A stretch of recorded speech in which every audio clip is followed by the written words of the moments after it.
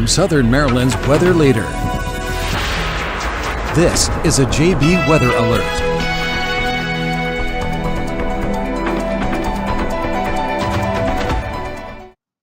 Hello and good afternoon, everyone. I'm Forecaster John Bordash with you here live in the Storm Center this, I guess now evening, as we sit right around 5:40, tracking some pretty impressive storms trying to move into the region. Actually, I just got home from school and I got greeted with this as a radar imagery. So I wanted to go ahead and do a live update so you all are aware of what's moving through and you're not caught off guard too much. We've been talking about this potential for storminess across the region today. Nothing too big across our region, but that potential is there, and we've been mentioning that throughout the day as a cold front works on through. Many of us got well into the 80s today, and now we're seeing as that cold front works on through, these storms begin to fire, and some of these actually have a decent amount of lightning. This storm in particular, right over King George County, producing upwards of almost 50 strikes of lightning as it races here to the north and east, and this is going to be pushing into parts of our region that are actually already seeing rain. If you're down towards southern Calvert County, northern parts of St. Mary's County, really almost anywhere in Charles County, but especially west of 301, you're looking at that heavy rain right now. And what I want to do on a separate screen, pardon me while I get this together, I want to go ahead, bring up our traffic cameras, because I believe our camera over in Newburgh actually should be able to capture this one pretty nicely with its position. Is this storm, let me zoom in here on my other screen back here on the radar. The 301 bridge right here, this storm is going right over Dahlgren, right over here towards Newburgh and Morgantown. So I do want to see if we can get one of our traffic cameras up on this, see if we can get a live image of what's going on. Let me go ahead and just switch over to what it is I'm looking at. There we go. So taking a look over here, one of these is typically better than the others. And actually, so this one over here, so this is going to be 301 here. This is on the Virginia side. You can see how we have the darkening of the skies over here in King George County, pushing over here towards parts of Charles County. So this storm is eventually going to be heading on over, and if we come back over here to radar, you can see that pretty clearly. It actually surprises me that we're not really seeing that much rain where this we're not seeing that much rain where this camera is located, which is right around where you see all the clustering, the 301 symbol. So yeah, we have that little storm. We went down here towards the Bowling Green area.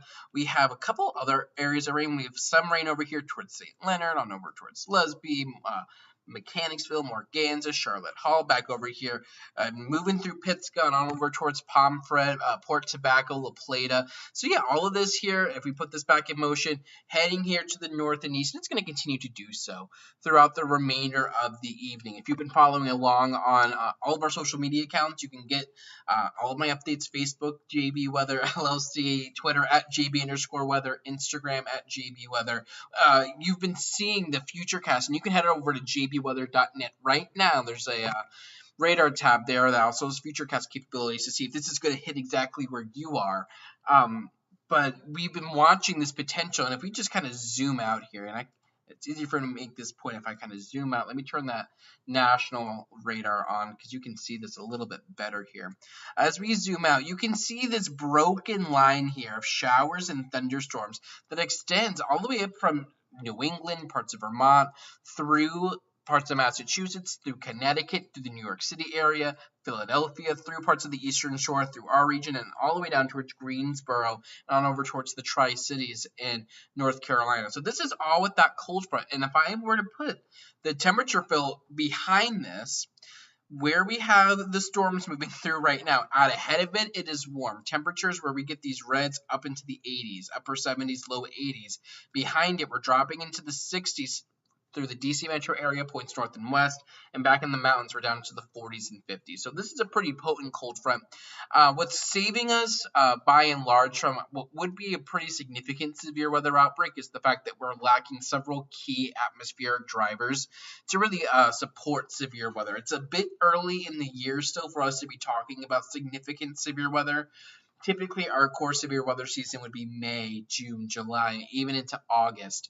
That's when we get higher amounts of storm energy, which is what we're really lacking today. With that said, though, we have copious amounts of wind energy across our region. So, for nothing else, these storms here, they're going to be producing gusty winds, definitely getting upwards of 30, 40, 50, maybe even in some cases 60 miles an hour here. And if I come over here, I want to see if we can get our wind estimator tool loaded up here on our system. And I'll give this a second to load. I have a feeling it might not want to go for us, which is, yeah, fine. And it looks like, okay, that's fine. But if I bring up some of the text here, we have a couple of special marine warnings in effect for these blue outline polygons here. And we don't talk about them too much, but they are important. So we have a special marine warning in effect from right around the Newburgh region, down along the Potomac River, all the way to the tip of St. Mary's County, through parts of Lancaster County, Virginia, at 5:07. So this was issued about a half an hour ago, but we were talking about severe thunderstorms, which are still there, potentially producing winds upwards of 30 to 50 miles per hour as they were moving here to the north and east. And if we were to track, especially this storm here in King George County, if we take this, let's push it here. We're generally looking at about 40 miles an hour at about 56. We'll just work this way. This would be a general look at the timing of the worst part of this storm as it pushes north and east. So Pope's Creek, Newburgh, right about now. And the worst of this should move through the Mechanicsville area by about 6:05. So you have a good 15 minutes before the core of this really tries to work on through.